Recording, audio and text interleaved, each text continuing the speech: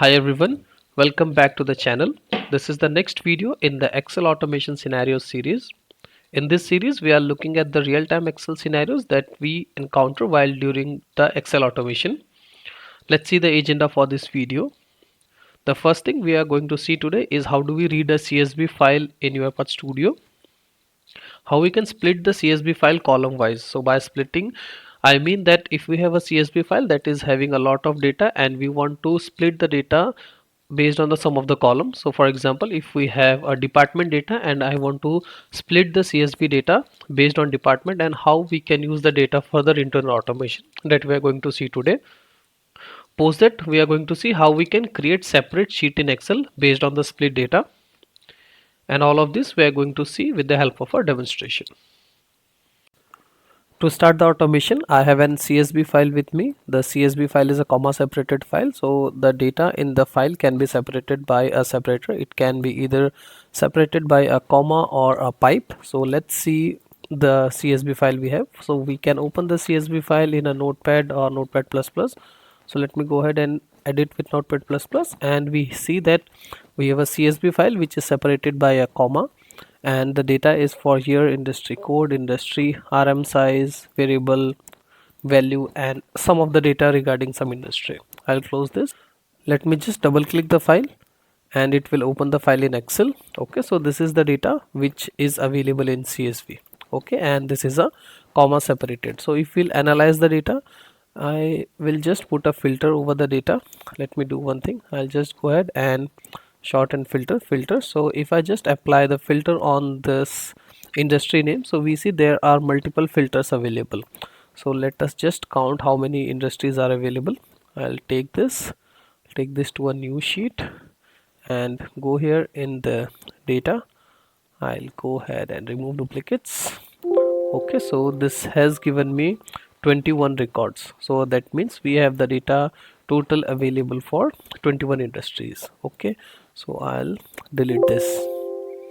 Okay, so let's see the objective, what exactly we wanted to do here. So the agenda here is read the CSV file. So the CSV file will be available something like this. So what we have to do here is we have to read the CSV file. Then for each and every industry, so for example, take an example, if I just take the accommodation, so what we have to do is we have to copy paste the data for the accommodation. Okay, apply the filter for accommodation. I'll just do it like this. Okay, control A, control C, create a new sheet, and the name of the sheet should be accommodation. Okay, so this is what we have to do for all the filters. So total we have 21 industries here. So what we have to do is first, I did it for accommodation.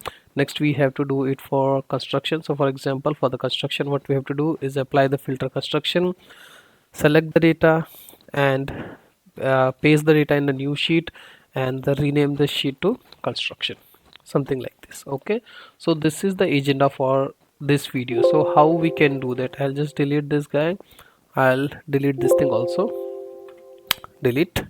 Okay, so this is the entire data. So I hope we are clear with the objective here. I'll just repeat, we have an CSV file. This is not an Excel file, this is a CSV file. So in this video we are going to see how do we deal with the CSV files as well. Then the CSV file is having the data which is split across 21 industry. The objective here is to split the data of the industry wise and then create a separate sheet, not in CSV but now in Excel, and save the Excel as an report which we call output report.xls. Okay, so I'll just go ahead and revert. I'll just remove the filters and clear. I'll go here and source and filter, clear the filters, and let me just remove the filters also. Okay, so if I see, I have 13,933 records, and that is split across 21 industry names. Okay, and this file is not an Excel file, this is a CSV file. So how do we read a CSV file, then separate the data and create separate Excel in UiPath? That is what we are going to see. Okay, I'll close this and I will say don't save. Okay, let us just open it again and see if we didn't mess with the data. Okay, and this looks good. I'll close the Excel. Let's go back to UiPath Studio. So first thing, I'll take a new sequence. I will call it CSV to Excel. Create. Okay, so the first thing is we have to read the CSV, right? So had it been an Excel, we could have used the Excel application scope or the read range. And so if it is Excel, then we could have used the read range of either Excel or the workbook. If you are not sure how this two works and what is the difference, I have a video created in my Excel automation series. I'll put the link in the description and you can refer that. To read the CSV in UiPath, we have an activity called read CSV. I'll drag and drop it here. Now the read CSV will ask me the file which I have to read. So let's go to the properties and let's analyze the properties. The first thing is the file path, where exactly the file is located. I'll click on this guy and I can browse. So I have placed the file in the project location Excel, and this is the CSV which we are looking at. Okay, this is done. The next thing is, what is the delimiter? So how the CSV file is separated, either it is separated by a comma, tab, semicolon, or a pipe. So we can always go back to the CSV file. We can edit it with any notepad or notepad plus plus, and if you'll see, the data is separated by a comma. Okay, so I go here, go back to UiPath Studio, and I select comma from here.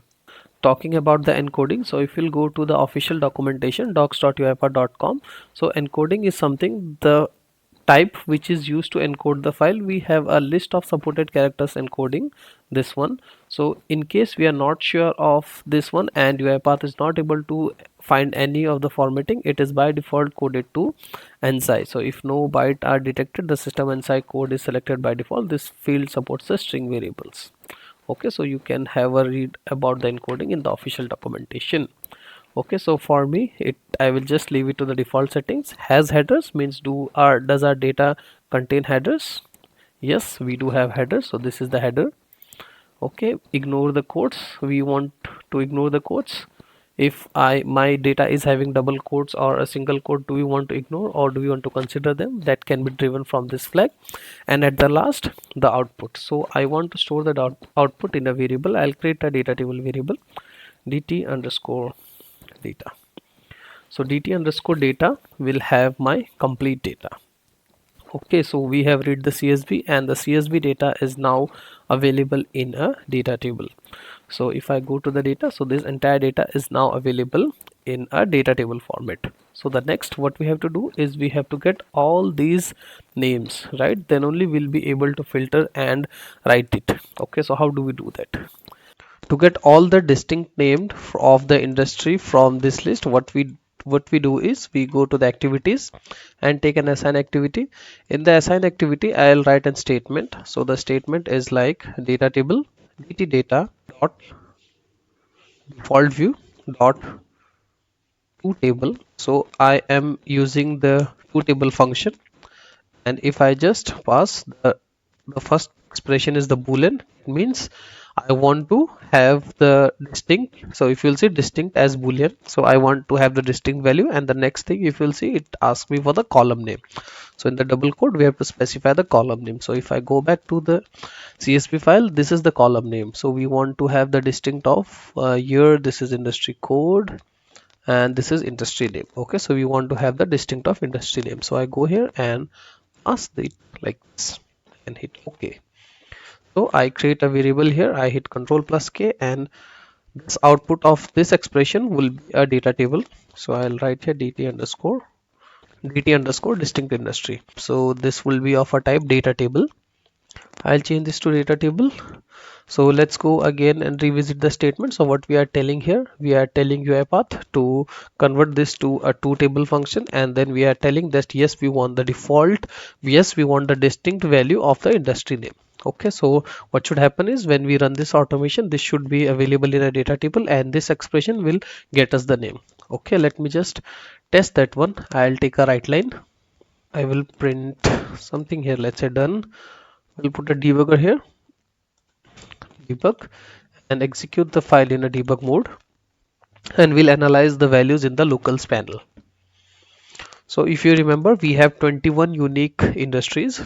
so it's hit the breakpoint. Let's go to the locals, and in the locals we see that DT data is having all the data, entire data, the 13,000 records available here, and the DT distinct industry, if I just click on this pencil icon, so we see it is having 21 items. Okay, so by this expression we are successfully able to get all the items in the DT underscore distinct industry. Okay, so this is working fine. So the next thing we have to do is we have to filter this data table for each and every industry and write the corresponding data to an Excel application scope. Okay, so how do we filter that? So to filter the data, we have an activity in UiPath which we call the filter data table. So how do we use filter data table? If I go to the filter wizard, you will see what is the input data table. So the input data table will be the DT underscore data, right? Where exactly once the data is filtered based on the expression, what is the output data table? So as of now, let's leave this part to blank. Okay, so what would be the condition here? So I want to keep only the records where the which is the column. So the column is industry name. Okay, and where the column name is equal to, or where is the equal to, column name is equal to the each and every item of the list, right? So as of now I will just for an demonstration I will just put this name here, agriculture and fishing. Okay, so I'll put here agriculture and fishing, and I'll create a data table, control K, DT underscore, and let's check the output column. So I want every column, so I will just keep this value blank so I can customize it. Let's say if I want to have only the year, industry and the unit, so we can add the column name here, and if you want to remove, we can just use the remove and it will remove the column whichever we put here. Okay, so I'll leave this to the default setting. So what we are telling here, we are telling UiPath to filter DT underscore data wherever the industry name is agriculture and fishing. You just filter out the data and store the filtered data in a data table called DT underscore temp. Okay, but now I cannot hard code this value here, right? Agriculture and fishing. These values are inside this data table. So how do we iterate this one? So to iterate this one, what we have to do is we have to filter for each and every record, right? So I'll take a for each activity, for each row. Okay, and for each row of which this data table. So which is the data table? DT underscore distinct industry. And to make it make more sense, I'll just write here industry name. So what we are doing here, for each industry name in this, what you do is you just filter the record. So I'll just pull it here, right? And what we have to do is we will let us just put a message box here and see if we are getting the names or not, right? And if I just go to the properties, so the properties data table is correct, index is 0 based index, that is okay, and we are the items are iterated with in this form industry name. So it will, when we run this, so for the 21 records we have seen there are 21 records, so each and every item will be processed here, right? So what I can do is I can pass it here like this, industry name and then dot string. So the first row would be this row. So the name of the row is industry name, and what is the value we want to retrieve? We want to retrieve the industry name. So industry name. As of now, let's just pull this down again. Okay, and we have put a message box here. So what we are doing here, we are reading the CSV, we are filtering the data, and for each row we are iterating it. Now I have put a message box here. So now if I execute this flow, I should get 21 message boxes showing me the each and every industry name, because we are telling UiPath to iterate the 21 distinct rows and print the industry name in the message box. Okay, let's go ahead and run the file.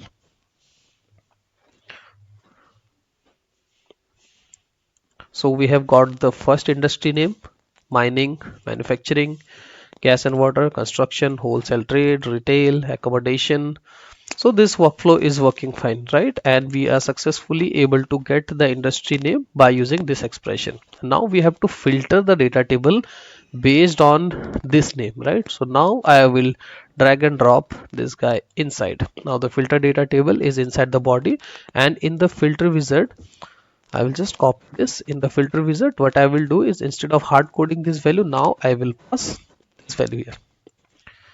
Okay, and we'll get rid of the message box. Now we are telling UiPath to get the first name in the filter wizard, filter this one, and whatever output you get, you just store it in dt underscore temp, right? But if you remember, the objective here was to store the data table and Excel file which that with the tab name, right? So we easily can go here, and I'll take a right range. So we will take the right range of work and not the Excel one, because I don't want to use the Excel application scope. I just want to use the right range here. So in the right range, what we have to do is we have to provide the workbook path. So I will provide the path to output data dot xlsx. So where would it create the file? It would create the file in the project directory. So as of now, there I will just refresh it.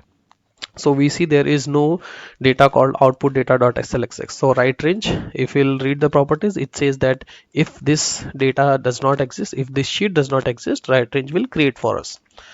Now the next sheet is, where do you want to what would be the sheet name? So the sheet name for us would be the name of the column. So for example, this would be the sheet name. So for each and every record for agriculture and fishing, we want to have a sheet of agriculture and fishing. So this sheet name would be this one, because this is coming from distinct. So this would go here.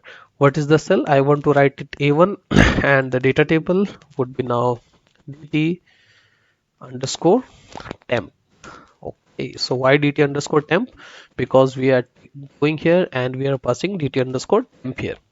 Okay, so now let us visit the workflow again. We are reading the CSV, we are filtering the distinct value, we are getting the 21 unique values here, we are iterating with the help of a for each row. So this will iterate 21 times. First it will get the first name, then the second name. We have tested this with the help of a message box. Next, what will happen for each and every name? So considering the example, the first one, it will get for agriculture and fishing, it will get the records, it will store the records in dt underscore temp. Once the records are available, it will go to an Excel, it will write this data to an Excel in this sheet, and this is the same name of the row, right? So it will create a sheet of that name and it will write the data table here. And after that, once it come out, the data table will be dt temp will be null, because the scope of the dt temp, if I go here in the variables, the scope of the dt temp is to CSV to Excel. Okay, so let us just change the scope of dt temp.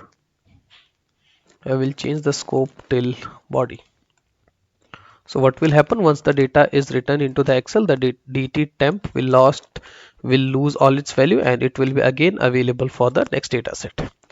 Save everything. Okay, and let's go here and run the file. Okay, so the bot is executing. It will read the CSV, it will filter the CSV, get the 21 unique records. For each of the 21 unique industry type, it will create 21 sheets and it will put the data into the sheets. So that is the expectation for this process. Let's wait for the execution. Okay, so the bot is completed. Let me go to the output. There is no error.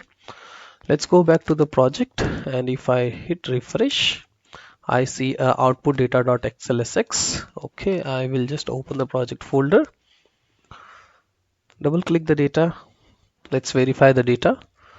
Okay, so I have sheets for agriculture, mining, manufacturing, construction, wholesale, retail. Okay, and if I just do a count, so for wholesale I have 729 records, and okay, so if you'll see here, we do not have the header here, right? So let's fix that. So we forgot to put the header. So how can we fix that? Let me again, don't save, I'll delete this output data. Okay, I'll go back again to my UiPath Studio, and when we are writing the range, what we'll do is we'll put add headers, so this will add the headers also. Okay, now let's save everything, and let me just write line here also, so that we know that where exactly which sheet was processed. So I will type here in the right range processed and put a space plus this. So this line should be printed 21 times with all the items. Save everything and run the file.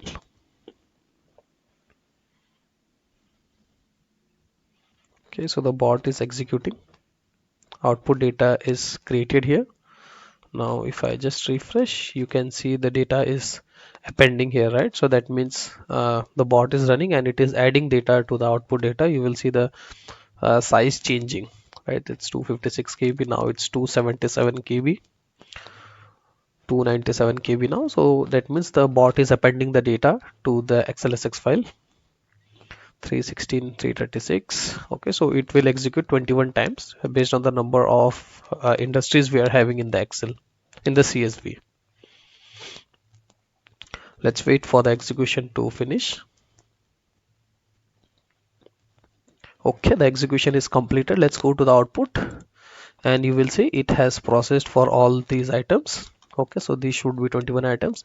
Now if I go back to the output data and I open this XLSX, okay, so now we have got the headers also. So if I just see, so we have only the data. If I put a shorten filter here, filter, so this is the data only available for agriculture and fishing. Similarly for the construction, if I just go here, shorten filter, this data is only available for construction, right? And how many records we are having for construction? 730 including the header. We can always verify that one by going to the Excel which we have placed. So this was the CSV file which we have placed, the actual CSV file which was having all the records, annual survey. So this was having 13,993 records. Let me do a quick shorten filter for the industry construction. Okay, and if I just count the number of rows, so that is 730 rows including the headers. And if we go to the output data and we go to the construction tab, we see the total number of items are 730 and this is only one. So that verifies that we are we have successfully accomplished the creation of the Excel sheet from the CSV sheet by sheet for each of the industry. So that was all for this video. In this video we have used an activity called read CSV. In case you want to know more about the activity, you can always visit to the official documentation. I'll put the link in the description and have a read about the read CSV. And in case if you need this workflow file and you are automating, you can always drop your email ID in the comments and I will share you this XAML file on your email. Having said that, I will wrap up this video here. If you like this video, please subscribe to the channel and happy automation.